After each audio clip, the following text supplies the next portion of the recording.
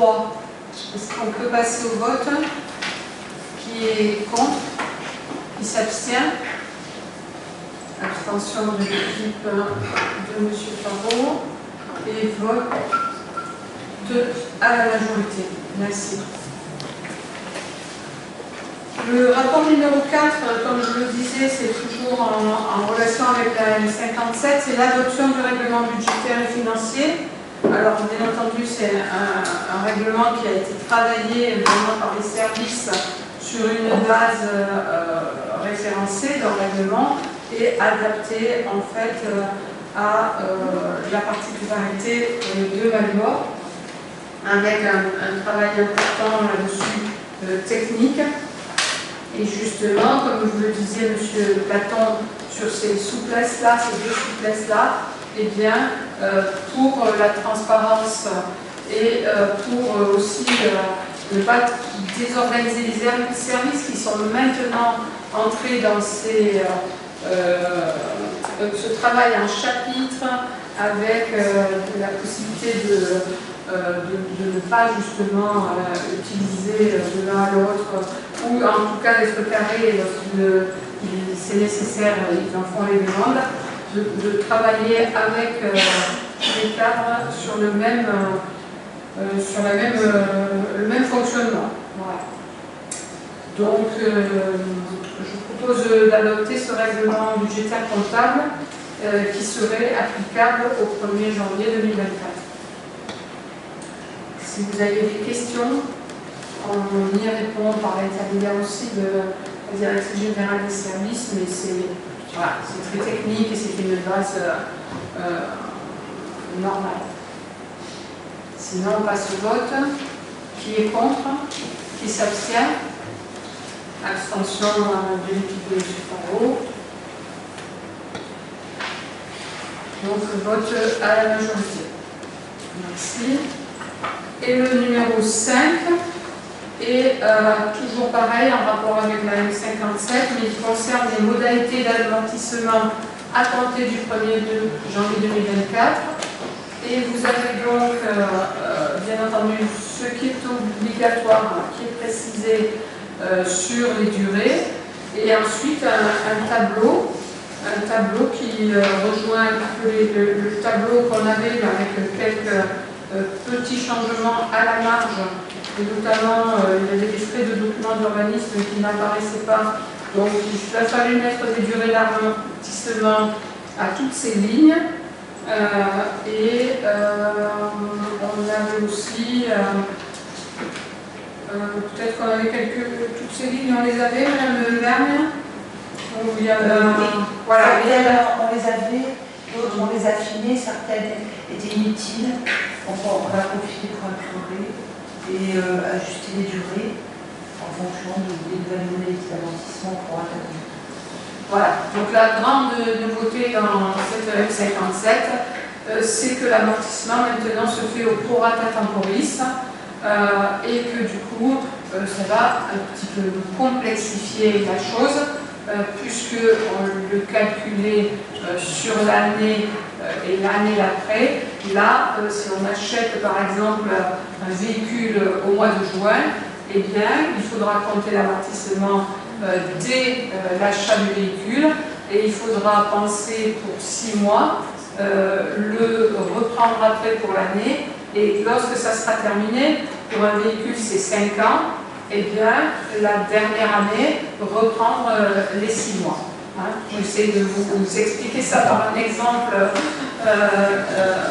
assez simple de qu'est-ce que le prorata temporis, mais en tout cas ça va être très complexe au niveau de nos totaux des modalités d'amortissement et des présentations surtout lors des budgets. Des questions? S'il n'y a pas de questions, on passe au vote. Qui est contre? Qui s'abstient? Abstention de l'équipe de M. Parot et vote à la majorité. Alors, je vais laisser le rapport numéro 6 à Julien Bonino. Il s'agit de la contribution de l'OGEC, une délibération qu'on a l'habitude de passer chaque année. Tout à fait, c'est une convention annuelle que nous passons avec le GEC, puisque comme le prévoit le Code de l'éducation, la commune est tenue de verser une participation auprès du fonctionnement d'une école privée sous contrat d'association qui est sur son territoire.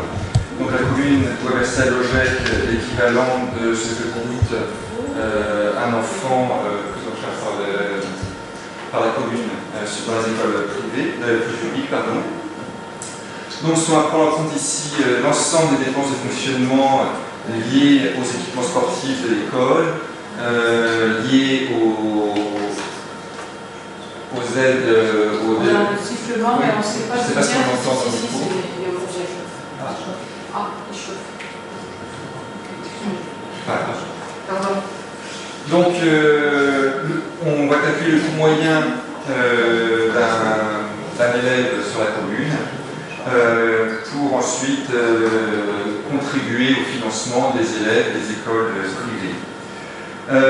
Sont pris en charge dans ce calcul le calcul des charges du personnel.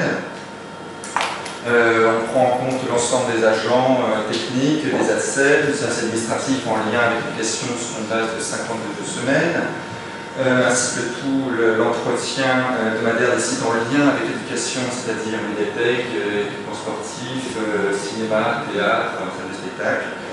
La charge des bâtiments sont pris en compte aussi, notamment tout ce qui est fluide, chauffage, eau, gaz, électricité. Les fournitures diverses que la commune paye aux écoles, photocopies, etc. Et le calcul sur lequel nous sommes tombés cette année pour l'année scolaire 2022-2023, on est tombé sur un coût moyen annuel de 1 168,88 € par élève sur le compte de référence, en référence au compte administratif de 2022. Il était de 963 l'année dernière. On peut donc observer une augmentation de nos surcoûts. Ce qui monte la participation 2023 de la commune à l'OGEC à 95 848,16 €. Il est donc proposé aux membres du conseil municipal d'approuver la contribution 2023 de la commune à l'OGEC Saint-Michel pour un montant de 95 848,16 €. D'autoriser Madame le maire à signer la convention et à prendre toutes les mesures d'exécution de la présente délibération. Merci. Donc, s'il y a des questions sur cette délibération, on y répondra. Oui, voilà. Oui, alors moi, ce n'est pas des questions, c'est juste vous informer de 2 erreurs. Donc, la première, c'est comme l'année dernière, c'est une erreur sur le président OGEC, qui n'est pas M. Émeric Ponce et M. Combe-Chardini. Oui, on l'a reçu. Oui, mais là, il y a une erreur. Oui, dans la convention, on la corrigera. Et ensuite, une deuxième erreur sur votre convention, les employés territoriaux dans l'enseignement privé, ça n'existe pas. Les ADSEM n'existent pas, ce sont des auxiliaires scolaires. ADSEM veut dire ce sont des employés territoriaux, uniquement des employés numériques. ADSEM n'existe pas dans l'enseignement privé. Hors contexte. Ou charge du personnel.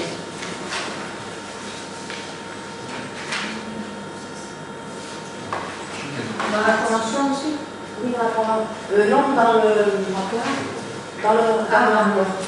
Alors, je parle moi des ADSEM, c'est qu'on prend en compte ce que coûtent les ADSEM dans les écoles publiques pour ensuite les reporter sur le financement qu'on doit à un élève du privé. D'accord, alors, ok, dans ce cas-là, oui. D'accord.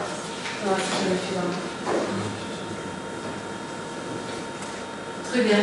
Donc on voit que ça fluctue chaque année et que voilà, là on est en plein dans la crise énergétique et les coûts. C'est ce qui explique l'augmentation des coûts. Ça explique, voilà. Sinon. On vote quand même. Oui, on le vote, bien sûr. Oui. Donc s'il n'y a pas d'autres questions, on va voter. Qui est contre? Qui s'abstient? Et donc, vote à l'unanimité. Merci beaucoup.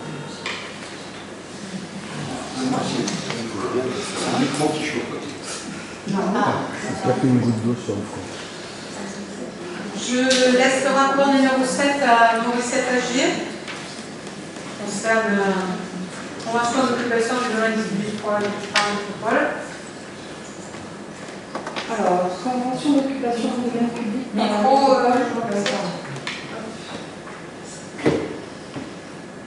Convention d'occupation du domaine public par la métropole Aix-Marseille-Provence relative à la mise en place de points de vente volontaires affectés à la récupération des textiles, neige, maison, chaussures. Suite à l'appel à projet métropolitain concernant la collecte des textiles, neige, maison et chaussures, la métropole a désigné l'opérateur Provence TLC. La société Provence TLC, spécialisée dans la collecte par point d'apport volontaire du tri du recyclage des textiles, neige, maison, voilà. Sa situation privilégiée permet à Provence TLC d'offrir une prestation de collecte dans toute la région PACA et de créer de l'emploi local pour les personnes en situation d'insertion. Les textiles collectés seront soit mis à la vente par l'opérateur, transformés en chiffon, effilochés ou valorisés énergiquement. L'objectif est de faire progresser le recyclage des textiles et d'en valoriser au maximum le traitement. Le dispositif retenu par la métropole est à ce jour celui en matière de proximité et d'efficacité et le plus cohérent, la mise en place de points d'apport volontaires.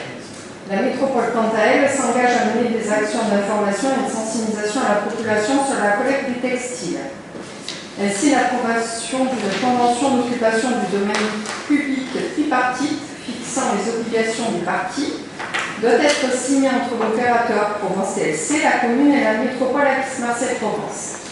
Pour information, Malmort compte 3 points de récupération sur son territoire: Netto avenue Trapone, parking ancienne gendarmerie, collège, et il y a aussi à la déchetterie, pour information.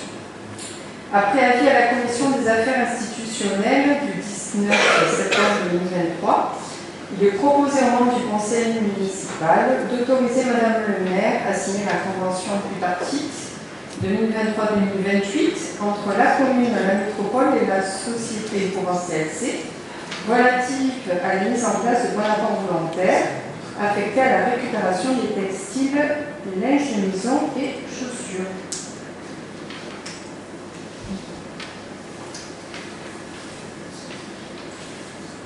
Voilà, donc en fait, nous les 3 points sont les 3 points qu'on a dans la convention là et dans les annexes, et on n'a pas le point de la déchetterie, donc on posera la question parce que des fois c'est peut-être pas les mêmes opérateurs. Voilà. C'est aussi ça, donc on le signalera pour qu'il y ait une correction dans la convention. Au niveau de ce 4e point qui est à la déchetterie. Est-ce qu'il y a des questions là-dessus? Il n'y en a pas, donc on passe au vote. Qui est contre? Qui s'abstient? Et donc vote à l'unanimité avec ce petit signalement du 4e point. Morissette, le rapport numéro 8, avec contrat avec Alcom.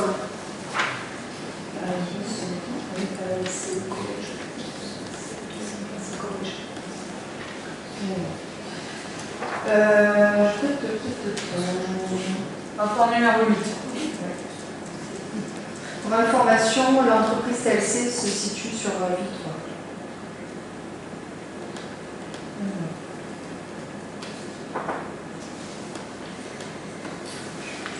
Alors, contrat avec l'éco-organisme Alcom, donc qui est tout nouveau, pour la réduction et le traitement des mégots. Alcom est un éco-organisme agréé par l'État par arrêté ministériel du 28 juillet 2021, ayant pour charge la responsabilité élargie des producteurs. Les produits de tabac équipés de filtres composés en toute ou partie du plastique et des produits qui sont destinés à être utilisés avec des produits du tabac dans le ordre du 19e de l'article L541-10-1 du Code de l'environnement de leur obligation de responsabilité élargie. La mission d'Alcom est de participer à la réduction de la présence de déchets issus de produits du tabac, schématiquement appelés mégots, jetés de manière inappropriée dans l'espace public. Alcom a comme principal objectif la réduction de la présence de mégots dans les espaces publics à hauteur de 20% de réduction en 3 ans, 35% de réduction en 5 ans, 40% de réduction en 6 ans. Les actions perspectives pour Alcom sont de sensibiliser nos fournitures d'outils de communication et de sensibilisation, améliorer, mise à disposition de dispositifs de collecte fixe et de cendriers de poche, soutenir, soutien financier aux communes qui s'engagent, assurer l'enlèvement et la prise en charge des coûts de valorisation de mégots collectés sélectivement à hauteur de 100 kg de mégots massifiés. Dans ce cadre, Alcom propose de contractualiser avec la commune de Malmort en charge du nettoiement des voiries publiques sur la base d'un contrat type unique. En contrepartie, la commune s'engage à réaliser un état des lieux sur la problématique mégots, mener des actions de prévention et de sensibilisation, élaborer des mesures spécifiques dans son règlement de police municipale via un arrêté, produire un bilan annuel. Conformément au contrat Alcom, apportera un soutien financier à hauteur de 1,58 € par habitant, soit 9 691,72 € par an versés en N+1. Après avis de la Commission des affaires institutionnelles du 19 septembre 2023, il est proposé aux membres du Conseil municipal d'approuver les termes du contrat type entre la commune de Malmort et Alcom pour la durée de l'agrément et d'autoriser la maire à signer le contrat ainsi que tout document afférent à ce sujet. Voilà, merci pour ce rapport et cette convention. Est-ce qu'il y a des questions? Non? Oui, monsieur Platon. Moi, je vais faire une remarque, c'est pas une question. Donc, Alcom, c'est une société qui est financée par les cigarettiers, les marchands de tabac, et donc cette démarche alors moi, je vais voter pour. Je prends les 9 691 € volontiers. Mais il faut être parfaitement conscient que c'est vraiment du greenwashing, c'est-à-dire que Alcom s'est financé intégralement par les cigarettiers, les marchands de tabac, le secteur du tabac, et on est donc dans un fonctionnement parfaitement pervers où les producteurs de tabac, donc de mégots, mais aussi de cancer et de maladies respiratoires, financent les communes pour qu'elles ramassent leur saloperie. On finance l'hôpital aussi. Oui. Donc, voilà, il faut en être conscient. Alors, les mégots, c'est dégueulasse, c'est salissant, ça pollue. C'est vrai, il faut les ramasser. Mais, voilà. Donc, je prends les 9 691 € en toute conscience. Et je me demande si, des fois, il ne faudrait pas, avec ce financement, financer une campagne anti-tabac ou reverser intégralement cette somme à un centre anti-cancer. Et on va continuer à avoir les mégots dans les... Non, on les ramasse. Il n'y a pas de problème.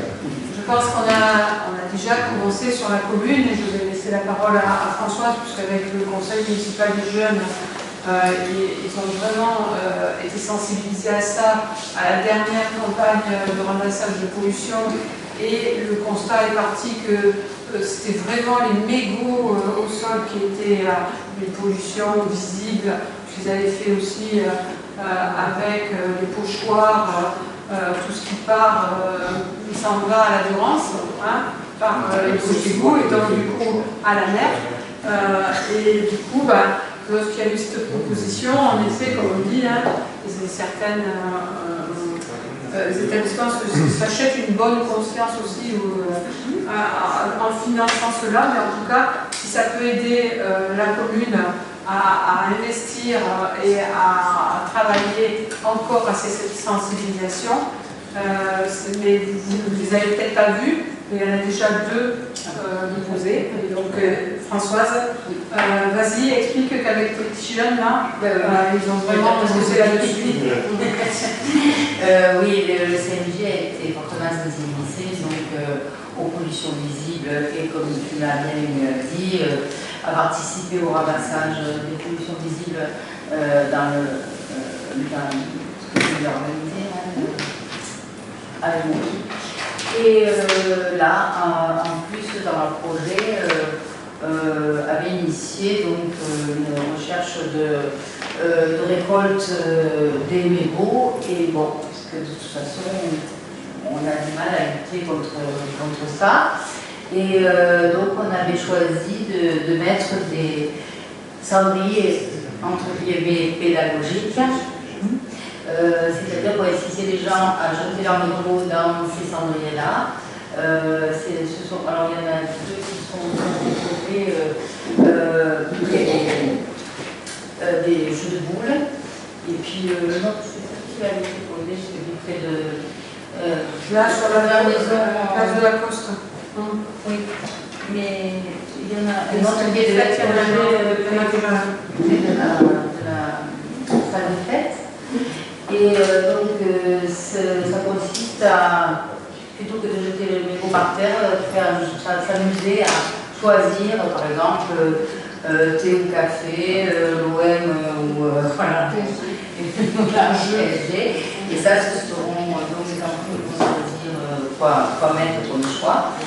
Et parallèlement à ça, donc également, on a cherché on a trouvé des pochoirs qui vont être, on va dessiner avec des pochoirs au niveau des bouches d'égout pour éviter que les mégots partent à la Durance, à la mer, et voilà.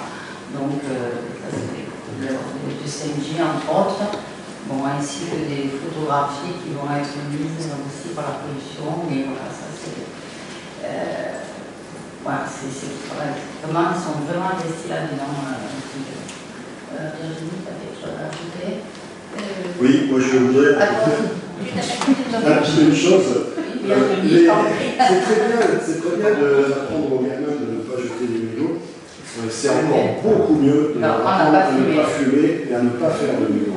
C'est comme tous les déchets. Attends, pardon, c'est pas les enfants qui vont mettre les mégots, ce sont les joueurs de boules, voilà, les fumeurs adultes. C'est pas. Dans les poubelles, c'est pareil. Tu peux parler des poubelles, peut-être.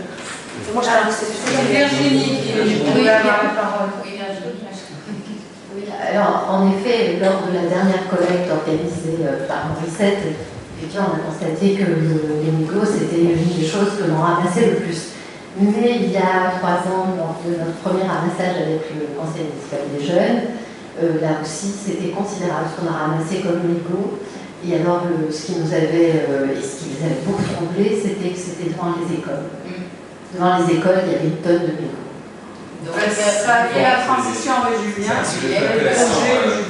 Dans le cadre du PEDT, on travaille depuis maintenant de nombreux mois sur la sécurisation autour des écoles. On a donné un exemple concret ces derniers temps, puisqu'on a décidé en concertation de fermer les rues au moment des entrées et des sorties des écoles. On voudrait maintenant aller plus loin. Donc, à la PEDT, on va commencer à travailler sur une zone sans tabac autour des écoles, justement pour éviter ces déchets, mais aussi cette pollution olfactive qu'on a sous le nez des enfants au moment des sorties, des entrées à l'école. Et ce qui pourrait évidemment, j'espère, considérablement limiter ces déchets de mégots autour des écoles. L'éducation commence aussi par là. Juste une petite info au passage, et puis comme ça fait une super transition. Prochaine opération, mercredi 25 octobre à 14h devant le collège, une opération nettoyons la nature. Mercredi 25 octobre, après-midi. C'est pas mal. Après-midi. À 14h. C'est pas mal, la classe à tout collège. Oui, C'est les vacances. ok. Juste une précision. Donc il y aura une contribution à €58, mais il y a quand même une partie de la mairie, puisqu'il faut réaliser l'état des lieux sur la collecte de mégots. Enfin, il y a 4 points auxquels il faut donc il y a du boulot. Donc ça va financer le temps, j'imagine. Comité consultatif en Ouais. Bon, ben voilà, tout va bien. Mais au-delà des mégots, en fait, il y a une problématique plus globale des déchets. Donc en fait, il y a un financement là, mais est-ce qu'il n'y a pas l'opportunité de mener une campagne de sensibilisation sur les incivilités? Parce qu'en fait, les mégots, c'est vrai que c'est très grave, il y a un souci. Mais alors, quand on se balade dans la campagne, le long des fossés, etc., c'est la cata avec les canettes, etc. Hein. Donc, quitte à faire une campagne de sensibilisation sur les problématiques de déchets, j'aurais tendance à dire, il ne faut pas se perdre une pierre de coups, hein, parce que ça va de pair tout ça. Bien sûr. Et c'est vraiment un problème énorme. En fait, c'est pas que maintenant, c'est partout. Des pots sauvages, voilà, les poubelles électriques qui ne sont pas respectées. On a vraiment ce problème-là, comme toutes les communes. Et je pense qu'en effet, bon, il y a le comité environnement qui travaille. Je sais que vraiment Gérard, avec l'objectif terre, peut-être aussi faire ce lien avec, et surtout qu'on est d'autant plus inquiet qu'au 1er janvier 2024, il va y avoir en effet une taxe avec la métropole sur les pollueurs de déchets doivent les régler, notamment au niveau des entreprises et des collectivités aussi. Donc il y a des campagnes de sensibilisation là-dessus sur comment on traite les déchets et on réduit, il faut réduire de toute façon drastiquement tous les déchets par habitant. Hein, on consomme trop, hein, voilà, et là on n'est pas bon, et donc il y a tout un accompagnement à faire, et après, au-delà de l'accompagnement et de la pédagogie à avoir, on doit travailler aussi sur les sanctions, parce que actuellement je peux vous dire que nos services techniques passent du temps, et énormément de temps, à ramasser tout ce qui n'est pas. Et pourquoi on le fait? Parce que si on ne le fait pas, ça devient un lieu et ça s'accumule. Donc ils sont actifs là-dessus, mais c'est fatigant aussi pour eux de toujours recommencer la même chose, au même endroit de tri, les gens qui ne respectaient pas, et je l'avais dit la dernière fois en m'offusquant sur les crottes de chiens, mais pas que, quoi. C'est tout, ce sont les poubelles, ce sont les tris, ce sont les dépôts sauvages, en campagne, on jette par les fenêtres. Voilà, donc un vrai travail à reprendre conscience de cette pollution que chacun contribue malheureusement par le non-respect des règles. Du coup, je vois qu'il a élaboré des mesures spécifiques dans son règlement de police municipale par arrêté. Donc, aujourd'hui, on peut faire la synthèse, on peut avoir la synthèse des arrêtés qui existent sur ces problématiques et ceux qui nécessiteraient d'être faits pour sanctionner, parce qu'en fait, là maintenant, on se pose la question, si un policier municipal voit quelqu'un jeter son vélo par terre, est-ce qu'il doit lui donner une contravention? En fait, c'est possible hein, dans ce travail-là. Actuellement, si quelqu'un ne ramasse pas sa crotte de chien, par exemple, le policier municipal il y a un arrêté sur la commune où il peut verbaliser. Ça, c'est clair. Mais après, c'est... il faut que le policier soit là quand le chien fait caca. Sur la divulgation, sur le tri, sur... on a pas mal d'arrêtés, hein, mais si on l'a marqué, il y a des mesures spécifiques, c'est que là, on ne doit pas l'avoir hein, sur les méthodes. Non, mais on va le faire suite à...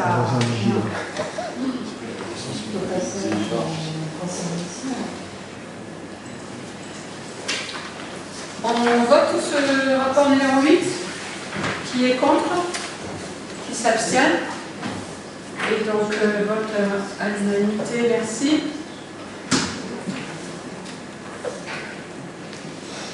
Voilà, il arrive le rapport numéro 9, qui est l'approbation de la convention avec le CDG 13 à la mission d'assistance et de conseil référent déontologue de l'élu local. On a parlé à plusieurs conseils, on attendait que le CDG délibère et nomme une personne. Donc, à la personne de Jacques Calmette, ancien magistrat de l'ordre judiciaire, nommé pour 3 ans référent déontologue des collectivités et agent du département, ainsi que la signature de la convention révisant à la mission, nous avons notre référent déontologue pour Malzor. Donc il est proposé d'adhérer à la convention de mission d'assistance du référent déontologue de niveau local proposé par le CDG 13 et d'accepter la désignation de M. Jacques Calmette en qualité de référent déontologue et de m'autoriser à signer la dite convention. Voilà, donc, je me souviens qu'en juillet, on attendait que le CDG délibère, donc c'est chose faite et maintenant, nombreuses communes doivent avoir le même référent déontologue, ce qui est bien, parce que je le disais, c'était la loi au 1er juillet, au 1er juin 2023, mais c'était pas facile à mettre en place. Donc là, le CDG, à la demande des communes, a accéléré et a le référent déontologue pour les communes. Des questions? Non? Donc on peut passer au vote. Pas de questions, mais satisfaction que cette mesure se mette en place. Elle a été proposée depuis longtemps. Et dans le passé, elle était très nécessaire. Ça a évolué depuis, c'est très bien, mais c'est très bien qu'il y ait le meilleur autologue. Il faudra s'en servir. Voilà, vous avez la convention qui explique comment on le sollicite. Et, qui est contre? Qui s'abstient? Et donc, vote à l'unanimité. Je rajoute à mon déontologue qu'il y avait une autre proposition, qui n'était pas de rapport, hein, mais c'était d'avoir un médiateur dans la commune. Et ça me paraît aussi utile.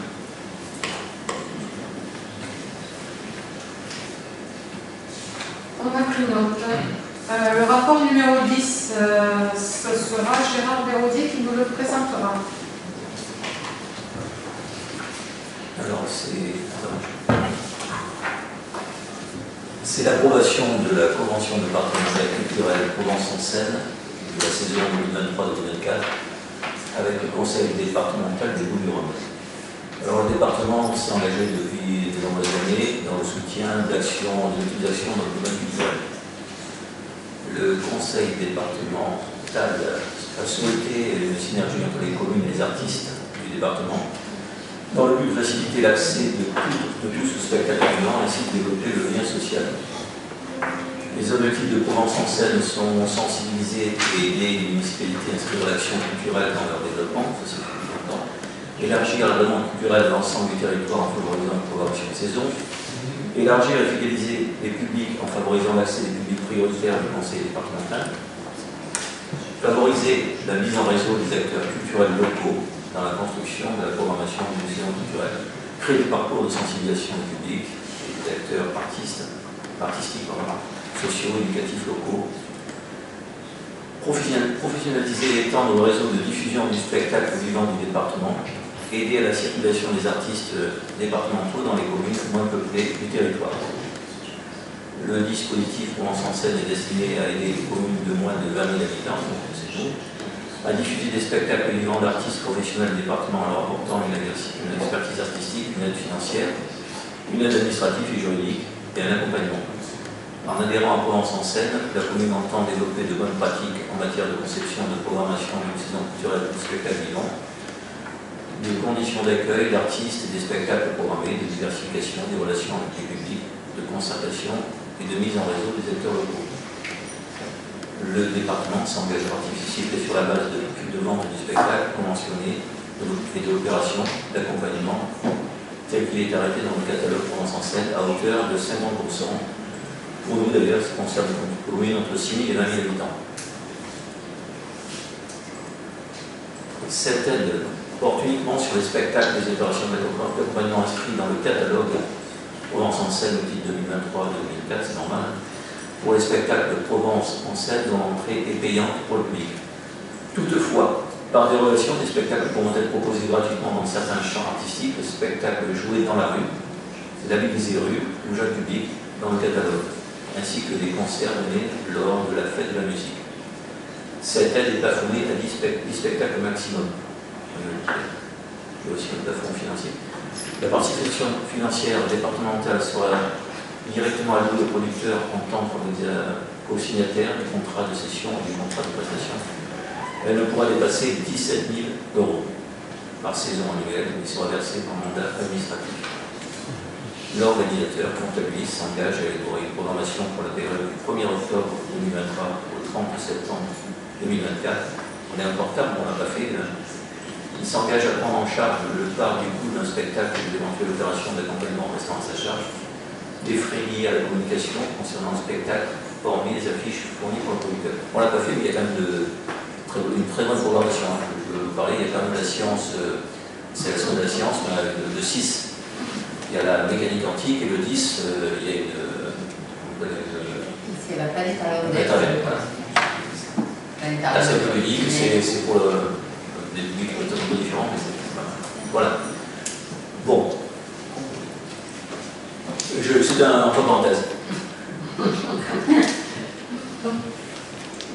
Après avis de la Commission des affaires institutionnelles du 19/9/2023, il est proposé au membre du Conseil municipal d'approuver la convention de partenariat culturel Provence-en-Seine 2023-2024 avec le département de Bouches-du-Rhône. D'autoriser Madame le maire à signer la dite convention et communiquement y afférent, de dire que les dépenses et les recettes sont inscrites au budget municipal. Voilà, il y a des questions sur cette libération?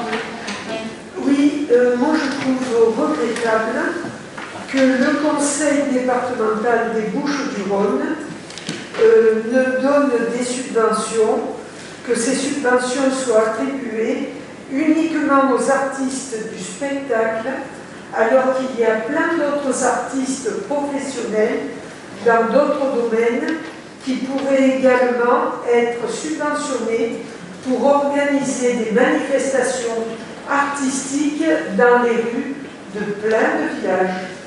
Je trouve regrettable que ça s'arrête uniquement aux artistes du spectacle, alors qu'il y a des quantités d'artistes dans plein de domaines différents et qui pourraient faire de belles manifestations artistiques dans les villages. Oui, les manifestations de rue, il y a effectivement la peinture, je pense que tu penses à la peinture. Voilà, il y a la peinture, il y a la sculpture, il y a... On a quand même des manifestations où on peut peut-être subventionner dans ce cas-là, puisque quand on fait des spectacles de rue, on a aussi des parties artistiques où des artistes viennent présenter leurs tableaux, leurs photos, etc. Oui, mais eux ne sont pas subventionnés par rapport à ceux du spectacle. Pour l'instant, voilà. C'est vrai que c'est une remarque. Mais uniquement des artistes, peinture, sculpture ou autre, il y a d'autres domaines, peuvent très bien faire de très belles animations dans les rues. C'est vrai que le côté plasticien n'est pas subventionné. Alors, c'est au niveau du département, j'ai une petite explication, puisque on peut, à l'inverse, louer que le département ait mis cela en place, parce que ça nous permet d'avoir des artistes de qualité vraiment à 50%, ceux qui rentrent dans l'agenda et qui sont sélectionnés justement, parce qu'en fait c'est une compétence facultative du département, aussi bien au titre du sport que de la culture là-dessus, et que le département s'engage vraiment à ce niveau-là. Je pense que pendant Covid, par exemple, ils ont ouvert le festival au niveau des voix. Certes des artistes de spectacle, mais aussi au niveau des voix, au niveau des concerts de Noël. On a une culture riche au niveau du département et une offre là-dessus. Donc, voilà, on peut regretter que c'est très d'autres artistes, mais en tout cas, je pense que le département se doit aussi d'être dans une bonne gestion de son budget, surtout sur des compétences comme ça, facultatives, et je pense qu'on peut que louer d'avoir cette possibilité jusqu'à 10 spectacles à 50%. C'est une vraie chance pour nos agendas culturels à venir. Eric ? Peut-être apporter une précision, en fait les artistes qui veulent candidater pour être sélectionnés par le département sont audités. Donc en fait il y a des artistes qui sont audités, ensuite qui sont retenus ou pas. Et une fois qu'ils sont retenus, il y a un catalogue, on peut choisir dans ce catalogue les artistes. Et en fait l'intérêt d'avoir ce dispositif, Ça permet d'avoir des spectacles de qualité subventionnés. Donc, on fait des économies sur des spectacles de qualité qui coûteraient plus cher, et ces économies nous permettent de financer des artistes qui, eux, ne sont pas subventionnés. En fait, il faut le voir de façon beaucoup plus globale. Donc, c'est la raison pour laquelle on a pu faire des manifestations avec des artistes qui n'étaient pas subventionnés, parce qu'en fait, on a fait une belle programmation d'un côté, de qualité, mais l'argent économisé, parce que subventionné, permet d'avoir d'autres opportunités avec les artistes qu'on ne peut pas subventionner. Voilà. Très bien. Donc, ces précisions étant données, est-ce qu'on peut passer au vote du rapport numéro 10 ? Qui est contre ? Une question ? Oui. Le catalogue est accessible en ligne ? Ouais. Oui. Ouais. Qui s'abstient ? Donc, vote à l'unanimité. Françoise va nous présenter le rapport numéro 11. Et cette fois-ci, il est conséquent. Hein. Oui. Alors, il concerne la continuité de la campagne d'adressage et plus particulièrement le golf, parce que même sur le golf, si des rues sont dénommées, elles n'ont jamais été validées en conseil municipal. Donc, il s'agit de dénommer 32 voies sur le domaine du golf de Pont-Royal. Le domaine du golf donc, ne possède à ce jour aucune dénomination officielle de ces voies ayant fait l'objet d'une délibération en conseil municipal. Concrètement, après que chaque habitant du domaine bénéficie d'une adresse normalisée, il faut préalablement rendre officiel le nom de l'ensemble de ces voies. Ainsi, un travail collaboratif a été engagé avec la FUL depuis plusieurs mois pour identifier l'ensemble des voies et leur attribuer un nom. Et c'est la FUL qui a été force de proposition sur les noms et un travail en interne sur le domaine et a été réalisé par le soin. Donc différents cas de figure se présentent sur le domaine, c'est-à-dire qu'il y a les voies qui ont un nom existant et qui est à conserver, mais donc qui n'a pas été validé en conseil municipal. Des voies avec un nom à modifier parce qu'ils peuvent faire doublon avec des voies du village. Des voies sans nom qui sont à dénommer et des voies avec une dénomination à supprimer parce que ça fait doublon aussi. Donc, une fois délibéré, chaque nom de voie sera injecté dans la base d'adresse qui permettra d'attribuer par la suite des adresses normalisées. Et maintenant, c'est le service adressage qui s'en occupe. Une fois délibéré, chaque nom de voie, il est noté que le compte rendu de la surface du domaine, le travail à réaliser sur l'adressage sera effectué en phases successives. Donc, pour vous donner une petite idée, là, il y a 2 tiers qui vont être normalisés. Ensuite, il restera un gros tiers, mais c'est le plus compliqué à faire. La présente délibération ne couvre donc qu'une partie des voies du domaine et d'autres délibérations interviendront au fur et à mesure de l'avancée du travail, de la même manière que cela a été fait dans le cadre du village et des campagnes. Alors, voilà, donc il y a 104 parties, d'une voie avec un nom à modifier. Alors, il y a une modification seulement sur 4 voies. Ces modifications sont diverses et variées, mais on note par exemple la volonté de correspondre à la réalité du terrain ou éviter tout risque de monuments. Alors, les 4 voies, la dénomination existante, c'était place des Crêtes, qui va devenir place des Palavres. Promenade des Crêtes va devenir impasse des Crêtes. Rue de l'Empeste va devenir impasse des Cistes. Et l'esplanade du Luberon va devenir impasse de l'esplanade. Voilà. Deuxièmement, les voies sans nom. Et donc là, il y a 28 dénominations. Alors je vous l'ai dit, puisque vous n'avez pas la possibilité de les voir. Alors on a trouvé un groupe adressage qui avait de très jolis noms qui avaient été attribués.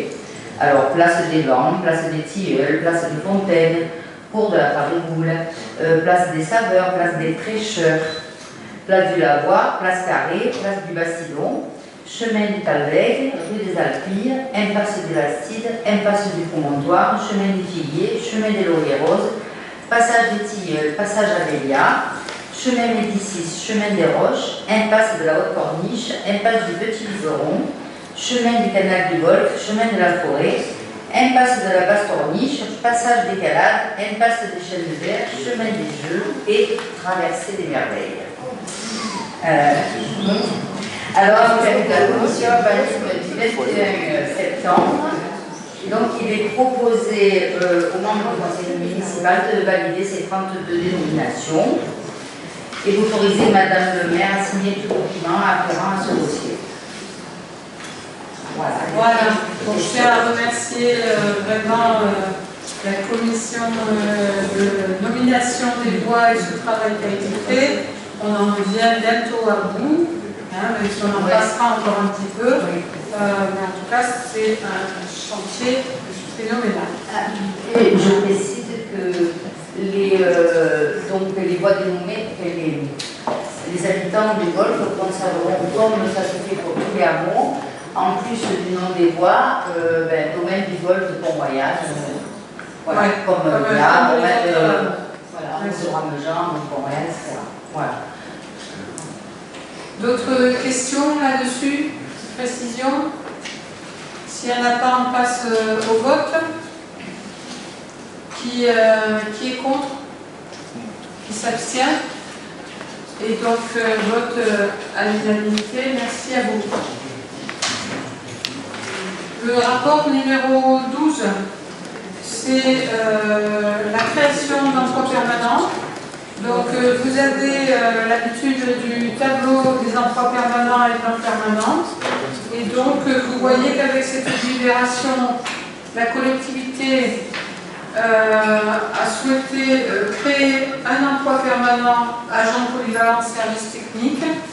Pourquoi? Parce que depuis un an, voire plus, on a une démarche de renfort d'agents auprès de la propreté et qu'aujourd'hui, les besoins de la commune nécessitent de pérenniser, d'anticiper des futurs départs d'agents et donc de créer le poste d'un agent polyvalent service technique à temps complet, avec habituellement, comme on présente nos rapports, afin de modifier et d'approuver le tableau des effectifs et dire que les crédits nécessaires sont inscrits au budget principal.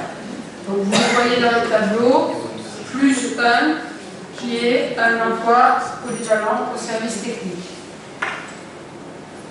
Est-ce qu'il y a des questions là-dessus? Sinon on passe au vote. Qui est... Oui, monsieur Sambin. C'est bien la création d'un emploi supplémentaire, c'est pas la substitution de notre emploi. Non, là c'est une création d'un emploi permanent.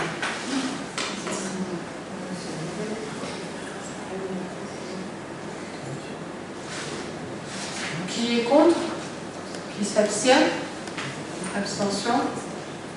Monsieur Faro et monsieur Sambin. Non, monsieur Faro, c'est tout le groupe. C'est tout le groupe. Merci. Donc, vote à la majorité. Merci à vous.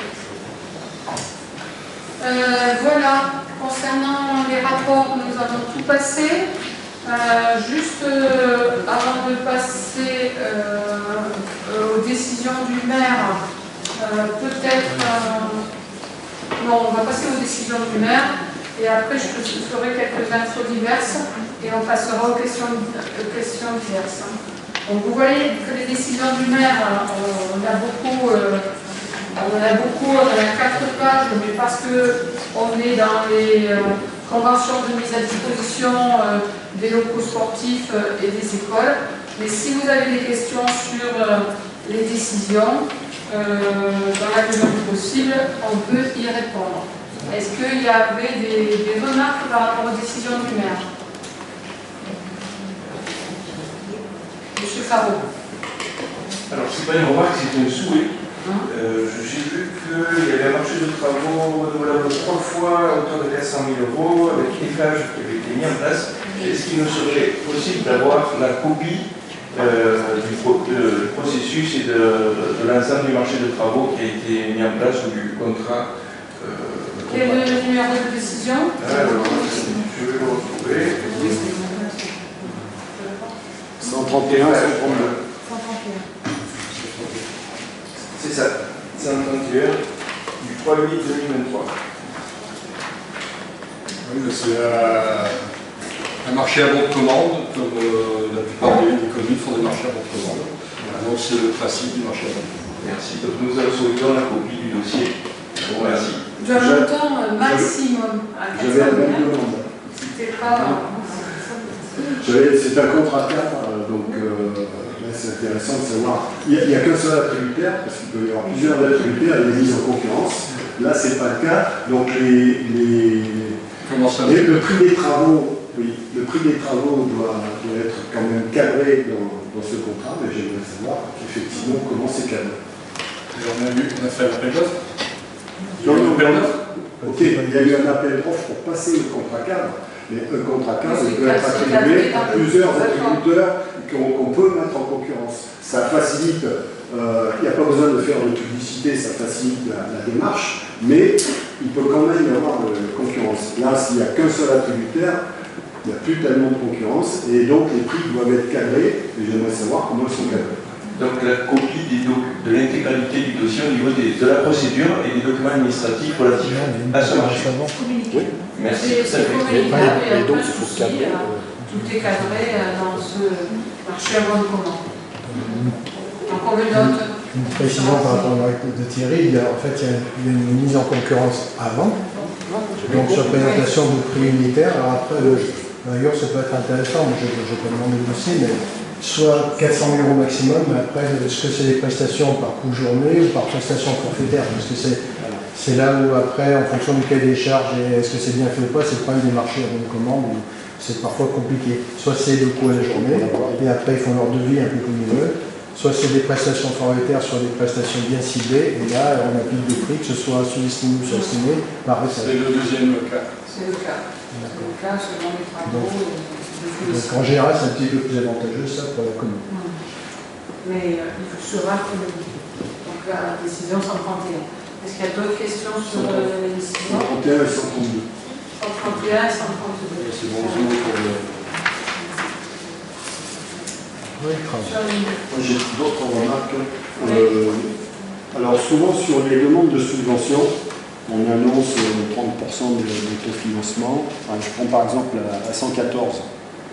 Autofinancement commune 30%, bon en fait c'est pas 30%, c'est 45%. Enfin si on prend les chiffres qui sont dans les tableaux, et ça c'est un peu dans toutes les demandes de subvention, il n'y en a aucune où ça correspond au pourcentage d'autofinancement de la commune. Oui, alors je laisse la parole à Patricia. Oui, sur le financement, on est toujours sur le financement sur l'hors-taxe. Le truc, c'est juste de mettre le pourcentage. Si c'est 45%, on est 45%. Non, le pourcentage, c'est qu'on est sur le hors-taxe. Le pourcentage s'applique sur l'hors-taxe. L'autofinancement, ça va être le reste plus la TVA. De sorte que recalculer, ça ne fait pas 47%. Ça change un peu. Non, c'est juste. Là, ça ne fait pas 70-30, c'est ça qu'on dit. Alors, sur la 52 955 358, 59 000, ça ne fait pas 70%. 70% du hors-taxe. Et on met la taxe et l'autre là. Alors, il faut comprendre que les financeurs publics s'appuient toujours sur des dépenses subventionnables hors taxe. C'est curieux puisque la TVA on n'est pas sur nous. Pour autant, c'est comme ça. Donc, l'autofinancement, il va être non seulement de la TVA, on a ajouté la TVA qui ne supporte pas et qui ne prenne pas en compte, plus notre part. Alors, recalculer, on ne va pas trouver du 70-30. Très souvent, quand on annonce du 60-40, on est sur du 50-50. Si on recalcule. Parce qu'il faudrait que le total ne soit pas en termes de... Je veux bien, mais on devrait toujours trouver les mêmes rapports quand il y a du 70-30. À moins que les taxes soient totalement différentes d'une subvention à l'autre. Il faudra qu'on regarde ça de près, on ne va pas faire les calculs aujourd'hui. Non, il faudrait que le total soit en taxe. Mais là, tu aurais 70-30. Alors, il faut des faire à partie, je comprends bien ce que vous dites. Si je comprends bien, vous voudriez qu'on fasse apparaître la part hors taxe autofinancée, plus la TVA autofinancée. Mais vous êtes plus exigeant que les dossiers du département. Ça peut. Parce que les dossiers du département, ils apparaissent comme ça. C'est-à-dire que le calcul se fait hors taxe, c'est leur mode de calcul. Donc c'est bien 70 et 30%. Je ne suis pas exigeant, je suis un citoyen bête. Et donc, quand je prends les chiffres, j'aimerais bien comprendre.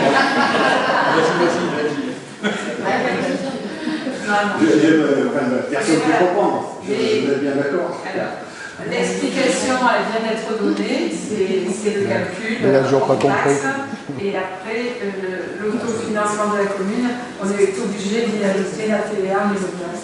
Et c'est vrai que quand on ne connaît pas les règles de calcul, on est surpris, vous faites le calcul, ça se passe ça. Mais en tout cas, je peux vous dire que pour la Provence verte, il y a bien 70% de subventions au département et 30% à la commune. Voilà. J'ai une question, s'il vous plaît. Pour la décision 125, Esther en justice, c'est quoi le problème et avec qui ça concerne qui? Alors, comme toujours, on est en conseil municipal, on est filmé et enregistré, donc on ne parle que des généralités et on ne peut pas parler de nom, etc. Mais c'est assez explicite pour dire qu'on défend les intérêts pour la NDA, et la NDA, c'est la maison des associations. Hein, donc c'est une décision d'expert en justice pour la NDA. Voilà. Donc on ne peut pas savoir le problème qui est engendré. Non, parce que c'est lié et c'est voilà, c'est en cours.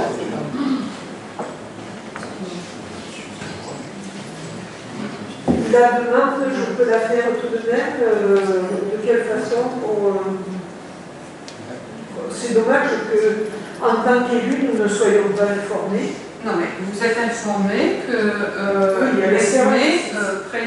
nous représente pour défendre les intérêts de la NDA, voilà, de la maison des associations.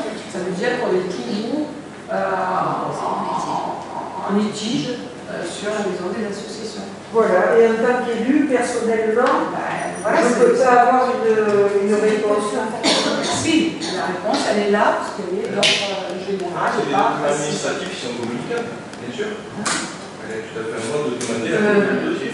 Je ne pense pas, tant qu'on n'est pas sur l'échange, non, on ne peut pas. Sur les documents, ce qui va être des documents juridiques, ce qui va être mémoire, requête, on est sur une confidentialité.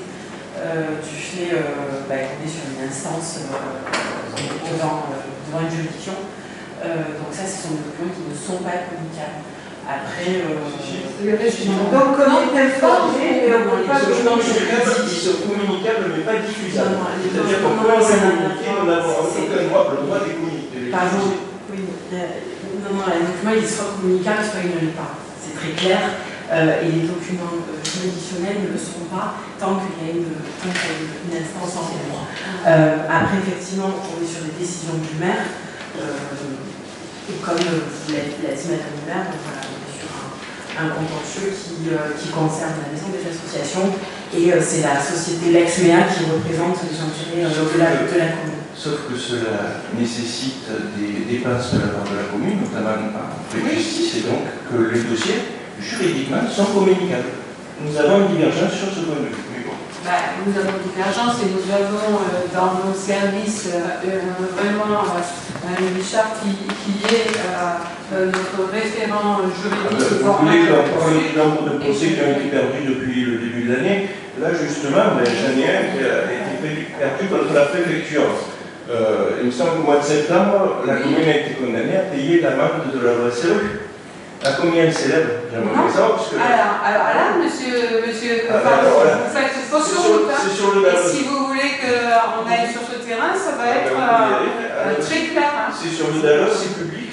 La condamnation de la commune a été publique. Donc, dites-moi, expliquez-moi. On n'a jamais caché que la commune était carencée et que du coup, elle a des pénalités, comme les 33 communes du département qui sont carencées. Donc, toutes les 33 communes ont attaqué le préfet? Non, il y a eu des positions sur de nombreuses communes. Ce n'est pas gratuit, que je sache. Mais après, c'est la position de la commune sur une aide. Ne vous indignez pas, ma seule question c'est de savoir combien on va devoir payer suite à ça. Je ne m'inquiète pas, je dis simplement que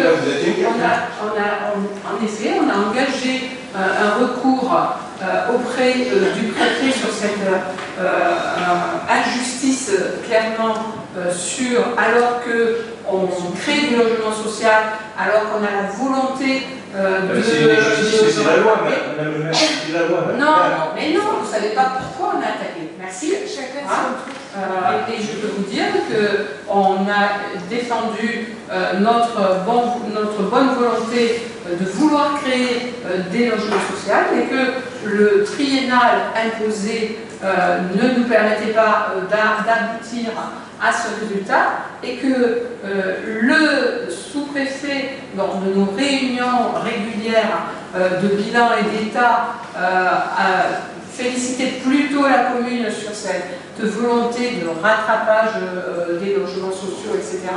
Et pour autant, nous avons eu la carence des FMI parce que c'était nationalement. Donc si on a attaqué le préfet, c'est parce qu'il y avait divergence entre ce qu'on nous disait au niveau du département et de la sous-préfecture avec nos réunions régulières et du résultat obtenu, traduit par la commission nationale.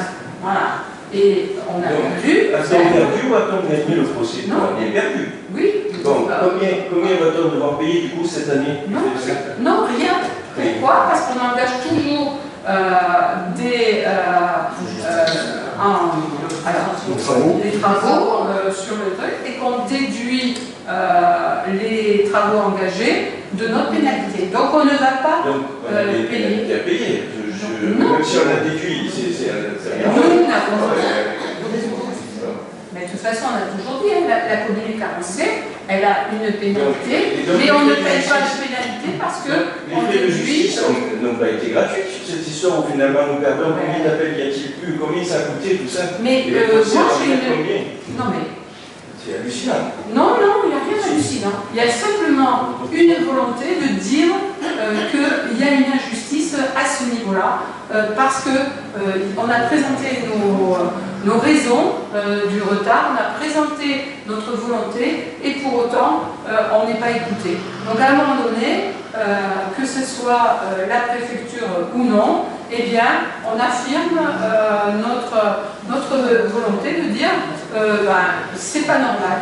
Et on était un certain nombre de communes à faire ce recours là-dessus, chacun se défendant, bien entendu, par rapport à ces arguments. Mais voilà, si vous trouvez ça injuste, c'est votre position. En tout cas, moi j'ai une position claire. Comme ça, c'est pas nous. J'ai du mal à comprendre, excusez-moi, parce que c'est quand même 2 ans, je crois, qu'on n'avait pas de pénalité, et c'est voilà, quand même là, je crois qu'on peut vraiment se féliciter du travail qui a été fait sur la commune en termes de logements sociaux. Il y a un travail énorme. Ne détournez pas le sujet. Moi, je suis en train de vous parler des procès multiples de la commune. Monsieur Farron, vous ne coupez pas la parole à monsieur Guillon, vous laissez expliquer. Vous ne lui avez pas donné que je sache. Et si, vous allez lui dire de prendre monsieur Guillon prend la parole. Il y a une conception de la démocratie, de la prise de parole qui n'est pas la même chez vous et chez moi. Oui, ça c'est clair. Moi, je la respecte. Je ne vais pas espérer mieux de votre part. Merci d'avoir dit. Donc, je crois qu'il y a un vrai travail qui est fait par nos élus du social et Madame le maire pour améliorer les constructions de logements sociaux, pour en construire beaucoup sur la commune. Il y a un combat qui est mené justement, bien qu'on soit en carence, qu'on ne pas payer ces pénalités, et au contraire, plutôt que d'enfoncer Madame le maire dans ce combat, on devrait la féliciter et l'encourager à poursuivre ce combat. Et moi, en tout cas, je le fais. Merci. Donc c'est pour cela que l'établissement public foncier PACA se substitue à notre commune pour effectuer des droits de préemption, si je comprends bien, puisqu'on est si bon que ça. Voilà, ça n'a rien de voilà. La préemption d'un bien, parcelle numéro 1437, avenue Charles de Gaulle. C'est public, hein. Mais ça n'a rien à voir. voir. On fait 6 logements, qui coûtent un argent encore terrible aux contribuables. Voilà, il y a un moment, dans tout quoi qu'il se passe, c'est bon pour y passer l'argent public. Non, mais monsieur Farreau, là, vous avez une posture vraiment inacceptable. Parce que je pas le contribuable, madame le maire. Et enfin, oh, mais non, vous répétez ça depuis le début du conseil, c'est votre leitmotiv d'aujourd'hui. Alors, je défends votre on parle de la taxe foncière à l'OSEC. Moi, je vous avais prévenu que c'était énorme ce qui allait se passer. Non, mais merci de laisser. Si vous n'entendez pas le village grondé, c'est quand même un problème. Ce serait peut-être bien que vous éteigniez votre micro, comme ça vous ne couperez pas sans arrêt la parole, et je vous la redonnerai si vous voulez la prendre. En tout cas, EPF PACA achète en effet ce foncier pour construire 6 logements sociaux, et on n'a rien à cacher face à l'ancienne coopérative pour compléter l'offre en centre-ville, et vous avez vraiment très mal lu cet élément, parce que en fait ça permet à la commune de ne pas faire l'avance justement sur ce foncier et achète ce foncier et travaille avec nous, parce qu'en fait EPF PACA est le seul organisme public qui travaille en main à main avec les communes pour faire le projet que la commune souhaite. Et la commune a demandé que ce soit un petit projet, 6 logements, face à la coopérative agricole ancienne qui vont avoir, eux, 11 logements, pour avoir du logement social à proximité du centre-ville. Et ça, c'est vraiment une chance, parce que arriver à trouver des petites dimensions en logement social, et 6, ce sera très très bien, eh bien nous aurons de nouveau une nouvelle offre là-dessus.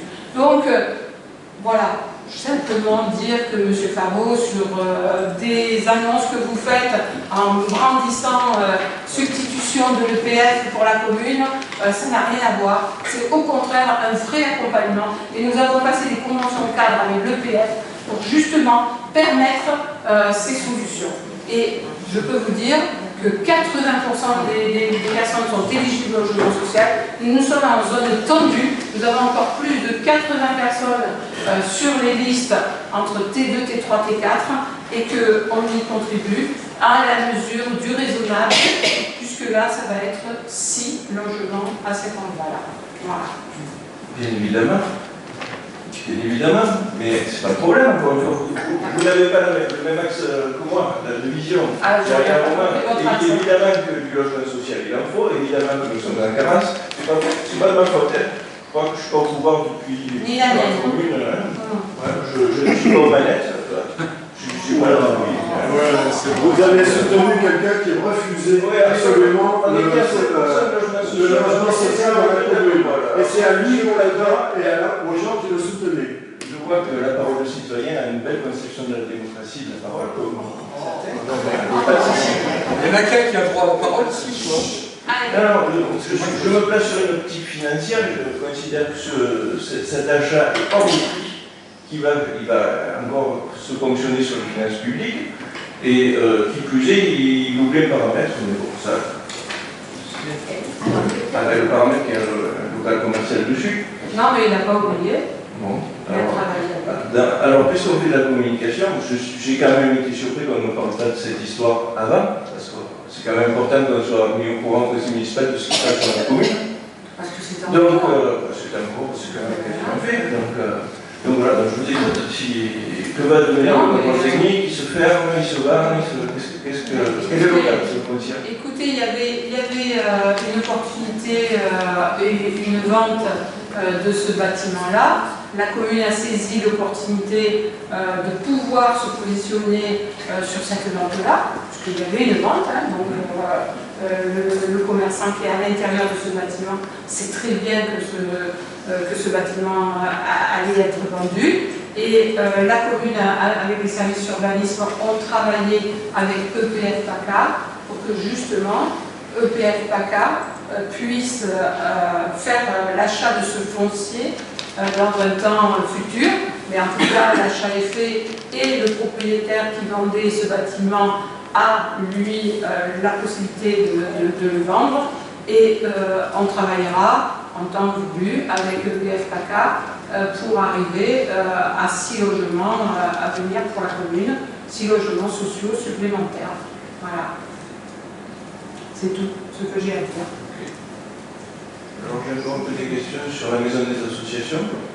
Quelle délibération? C'est pas une délibération, c'est une Bon, on finit d'abord les décisions du maire, s'il y en a d'autres pour pas nous faire à la secrétaire, Paula. 20, 23, 133. Mais bon, c'est le cas. 133. Travaux d'abattage des arbres à 70 000 €. C'est pareil, c'est un accord cadre de travaux, c'est le maximum pour l'année pour pouvoir intervenir rapidement sur les arbres tombés, les arbres morts et avoir une société qui vient immédiatement pour régler ça. Je pourrais en avoir une copie s'il vous plaît parce que mon inquiétude c'est la même quand le département a taillé les platanes hors saison réglementaire pour la protection des oiseaux. Donc j'aimerais bien suivre ce dossier si c'est possible. Donc j'aimerais